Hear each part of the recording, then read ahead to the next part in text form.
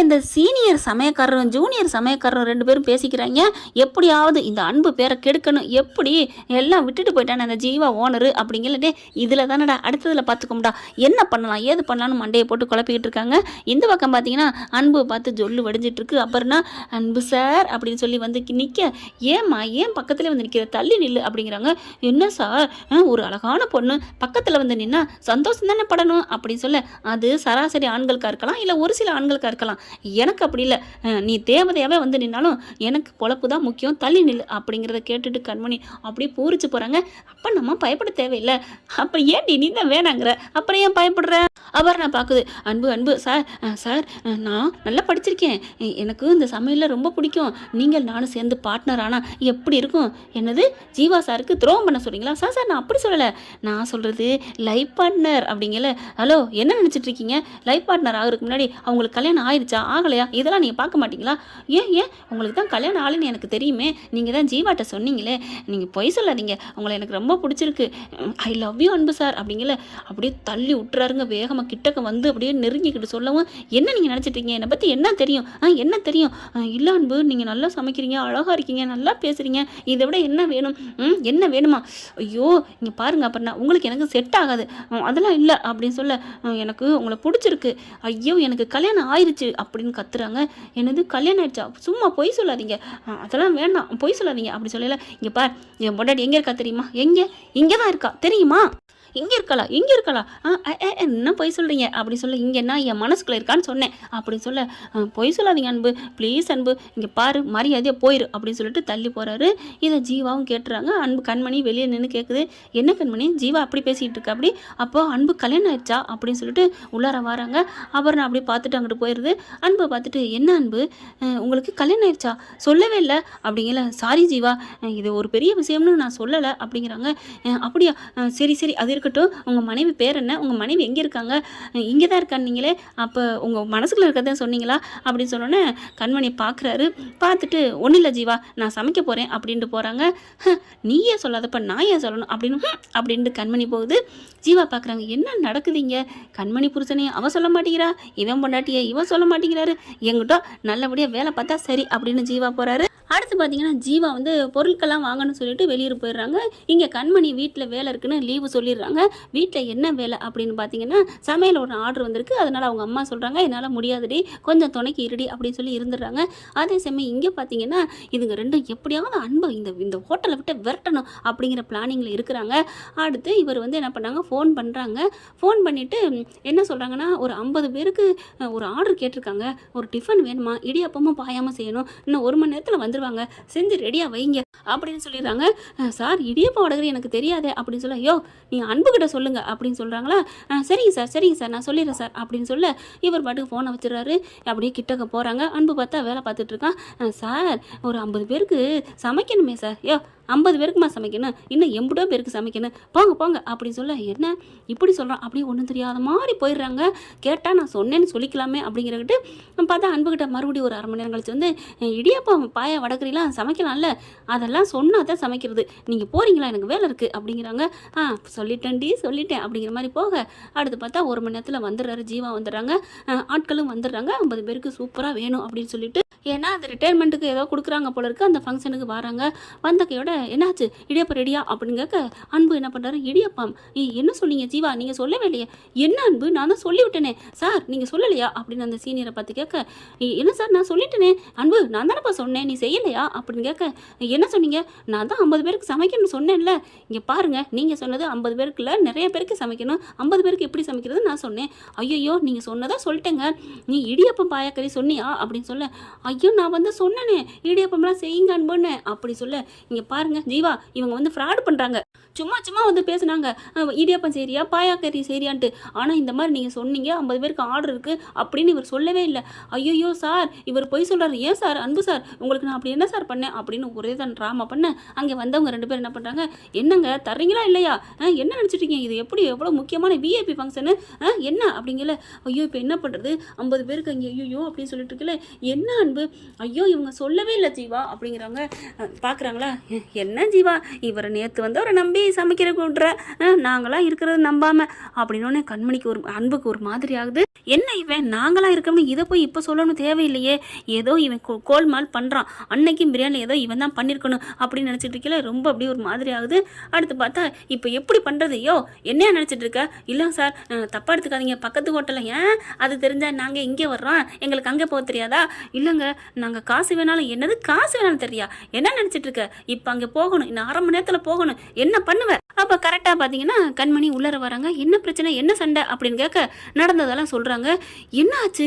அன்பு அப்படிலாம் கவனம் இல்லாமல் பொறுப்பாக இல்லாமல் நடந்துக்க மாட்டாரே, என்னென்ன என்ன பண்ணீங்க அப்படின்னு கேட்க நீ என்னம்மா நீ வந்தோன்னு ஏன் மேலே பழி போடுற, நான் எல்லாமே சொல்லிட்டேன் அப்படின்னு சொல்ல உங்களை நானும் வாட்ச் பண்ணிட்டு தான் இருக்கேன், 50 பேருக்கு சமைக்க சொல்கிறாங்க அப்படின்னு நீங்கள் சொல்லியிருந்தீங்கன்னா அவர் அப்பவே செஞ்சிருப்பாரு அப்படின்னு சொல்ல அன்புக்கு ஒரே சந்தோஷம். ஏன்னா கண்மணி நம்மளை புரிஞ்சிருக்காளே அப்படின்ட்டு. இப்போ பார்த்தீங்கன்னா இப்போ என்ன பண்ணுறது தெரியலையேன்னு ஜீவா மண்டையை பிச்சுக்க கண்மணி என்ன பண்ணுறாங்க, ஜீவா வெயிட் பொறுங்க ஒன்றும் பண்ணாதீங்க அப்படின்னு சொல்லிட்டு என்ன பண்ணுறாங்க, தேன்மொழிக்கு ஃபோன் பண்ணுறாங்க. கண்மணி பண்ணோன்னே என்ன கண்மணி அப்படிங்கல, அங்கே இடியப்பம் பாயெல்லாம் செஞ்சு வச்சுருக்கோம்ல, ஆமாம் இன்னைக்கு எக்ஸ்ட்ராவே செஞ்சுட்டோன்னு அம்மா கூட ஏண்டி இவ்வளவுன்னு கேட்டாங்க, இல்லை மீதி இருக்கிறத கோயிலில் கொடுப்போம்னு சொன்னேன், ஆனால் இப்போ அது 50 பேருக்கு இருக்குமா அப்படின்னு சொல்ல, ஆடி என்ன கண்மணி இது எப்படி 100 பேர்கிட்ட வருமே, அப்போ 50 பேருக்குள்ளதான் எடுத்து வை பாத்திரத்தில் அப்படிங்கிறாங்க. என்ன சொல்கிறேன்? ஆமாம் அப்படிங்கல என்ன பண்ணுறாங்க, ஜீவா இப்போ உன் வீட்டிலேருந்து போய் வாங்கிட்டு அங்கே போக லேட் ஆகுமே, இரு ஜீவா ஏன் பொறுமையா இரு அப்படின்னு. தேன்மொழி எடுத்து வச்சுட்டியா? எடுத்து வச்சுட்டேன் அப்படி சொல்ல, நான் இப்போ கால் டாக்ஸி பண்ணுறேன் 2 நிமிஷத்தில் வந்துடும், அங்கேருந்து அட்ரஸ் சொல்லுங்கள் அப்படிங்கிறாங்க. அவங்கள்ட்ட அட்ரஸை கேட்குறாங்க. அந்த வந்தவங்கள்ட்ட அட்ரஸ் அவங்களும் சொல்லிடுறாங்க, நீங்கள் போங்க அங்கே வந்துடும், 20 நிமிஷத்தில் அங்கே வந்துடும், 1/2 மணி நேரம்லாம் தேவையில்லை அப்படின்னு சொன்னோன்னே பரவாயில்லம்மா ஆனால் கரெக்டாக வரணும். அது சரி அந்த இடியப்பம் வடக்கு பாயாக்கறிலாம் நல்லா இருக்குமா அப்படின்னு கேட்க, ஏங்க டேஸ்ட்டாக இருக்குங்க அப்படின்னு ஜீவா சொல்கிறாரு. பார்க்கலாம் சாப்பிட்டுட்டு நல்லா இருந்தால் அடுத்த வாரம் இன்னொரு இது வருது ரிட்டையர்மெண்ட்டு உங்களுக்கு தான், அது பெருசு பெரிய லெவலு பெரிய மேனேஜிங் போஸ்டரு, உங்களுக்கு 200-300 பேருக்கு மேலே வரும் அப்படின்னு சொல்ல, ரொம்ப தேங்க்ஸுங்க அப்படின்னு அனுப்புகிறாங்க. அடுத்து பார்க்குறாரு கண்மணி அன்பு, ரொம்ப தேங்க்ஸ் கண்மணி அப்படின்னு சொல்ல, அட விடுங்க அப்படின்னு சொல்லிட்டு, ஜீவா நீ இது எனக்கு சரியில்லை கேமரா ஃபிட் பண்ணு அப்படிங்கிறாங்க. சரின்னு சொல்லிட்டு கேமரா ஃபிட் பண்ண ஆரம்பிக்கிறாங்க. இங்கே தேன்மொழியும் கரெக்டாக அங்கே போய் கொடுத்து விட்டுறாங்களா, கொடுத்த கையோடு அவங்களாம் வாங்கிடுறாங்க. வாங்கிட்டு ஒரு 1/2 மணி நேரத்தில் எல்லாருக்கும் சாப்பாடை பரிமாறுறாங்க. சாப்பாடை சாப்பிட்டுட்டு அப்படியே அழகாக இருக்குது, சூப்பராக இருக்குது, அல்லது போங்க அப்படின்னு எல்லாரும் பாராட்டுறாங்க. உடனே ஜீவாவுக்கு கால் மேலே கால், யோ என்னையா அது இடியாப்பமா அது அப்படியே நூலியா வெள்ளை நூலியா அப்படி பொழுன்னு வாய்க்கில் போயிடுச்சியா, அப்பா வடகரியா அது அப்படி தான் இருக்கியா அப்படின்னு பாராட்டுறது ஸ்பீக்கரில் போடுறாங்க. எல்லாரும் கேட்குறாங்க. அன்பு பார்க்குறாரு, இது எனக்கு தான் தெரியுமே என் பொண்டாட்டியோட இது ருசின்னு அப்படின்னு சொல்ல, என்னது என்ன அப்படிங்கல, ஒன்றும் இல்லை உங்களோட இடியாப்பம் ருசின்னு சொன்னேன் அப்படின்னு சொல்ல, வந்துருவாளே காதில் அப்படியே கேட்குமே பயங்கர அப்படின்னு நினைக்க, அதுக்கப்புறம் வச்சிடறாங்க. வச்சுட்டு கண்மணி அப்படின்னு கையை பிடிச்சி ரொம்ப தேங்க்ஸ் கண்மணின்னு கண்ணில் ஒத்திக்கிறாங்க. அன்புக்கு பக்குங்குது அப்படின்னு பார்க்குறாரு. அடுத்து அவங்க வேலையை பார்க்க போகிறாங்க.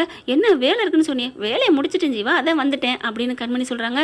பாருங்களேன் உங்களுக்கு உதவணும்னு நான் வேலைக்கு லீவ் போட்டு அங்கே வேலைக்கு வாங்கியிருக்கேன் போல இருக்கு, எங்கள் அம்மாவா கூப்பிட்டது நல்லதாக போச்சு, நானும் நிறையா சமைச்சேன் அப்படின்னு சொல்லிட்டு இருக்காங்க. அடுத்து கண்மணி அப்படின்னு சொல்லி ஜீவா கேட்க, என்ன அங்கே மீதி 100 பேருக்கு மேலே இருக்குன்னு சொன்னியே அதை கொஞ்சம் கொண்டாட சொல்கிறியா தேன்மொழியை? சரிங்க சார் கொண்டாட சொல்கிறேன் அப்படின்னு சொல்லிடுறாங்க.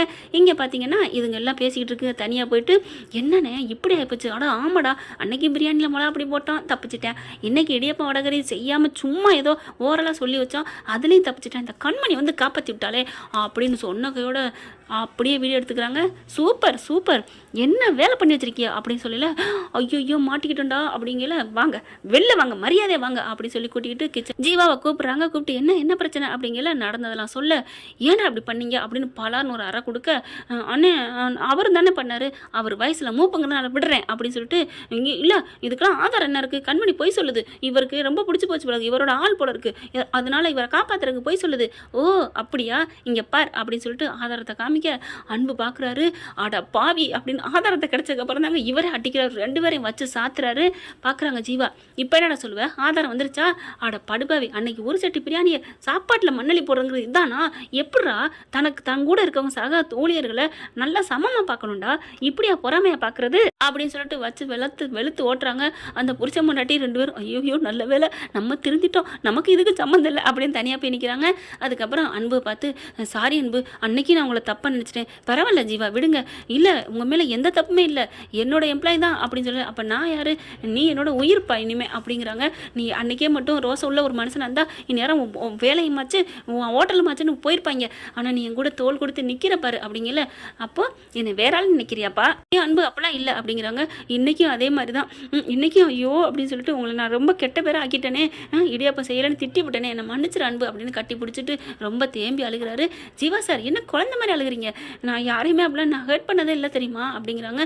நல்ல வேளை கண்மணி நீ எல்லாரையும் கிளியர் பண்ணிட்ட அப்படிங்கிறாங்க. அப்போ அதை வந்து கடவுள் மாதிரி சாப்பாடை கொடுத்த, இப்போ அன்பு மேலே உள்ள பழியை தீர்த்துட்ட அப்படின்னு சொல்ல, சரி விடுங்க நம்ம ஹோட்டலு நம்ம இல்லாமலா அப்படின்னு சொல்ல, என்ன அன்பு எவ்வளோ பெரிய உதவி பண்ணியிருக்காங்க, அவங்களுக்கு நன்றி சொல்ல மாட்டீங்களா அப்படின்னு சொல்ல, அப்படி பார்க்குறாரு. ரொம்ப நன்றி கண்மணி அப்படின்னு சொல்ல, என்ன கையெடுத்து நன்றி சொல்லிக்கிட்டு சீக்கிரம் ஆர்வமாக கை கொடுத்து நன்றி சொல்லணும் அப்படின்னு ஜீவா சொல்ல, கிட்டக்க போகிறாங்க. கையை கொடுத்தாவுல அப்படின்னு சொல்ல கையை நீட்டுறாங்க நம்ம கண்மணி.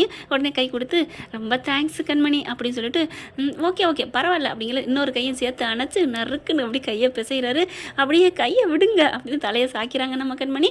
என்ன ஃப்ரெண்ட் இப்படிலாம் போனால் நல்லா தானே இருக்கும். பார்க்கலாம் என்ன நடக்க போகுதுன்னு. இந்த வீடியோ உங்களுக்கு பிடிச்சிருந்தா தயவு செய்து லைக் பண்ணுங்க. இன்னும் அப்டேட்ஸ்க்காக சேனலை சப்ஸ்கிரைப் பண்ண மறக்காதீங்க. நம்ம கிட்ட இருக்க எல்லா சேனல்ஸோட லேட்டஸ்ட் வீடியோ அப்டேட்ஸ்க்காக மேல ரைட் சைடுல காட்டுற லிங்கை கிளிக் பண்ணி வாட்ஸ்அப் குரூப்ல ஜாயின் பண்ணுங்க. உங்களிடம் விடைபெறுவது நான் உங்கள் மெஹர்.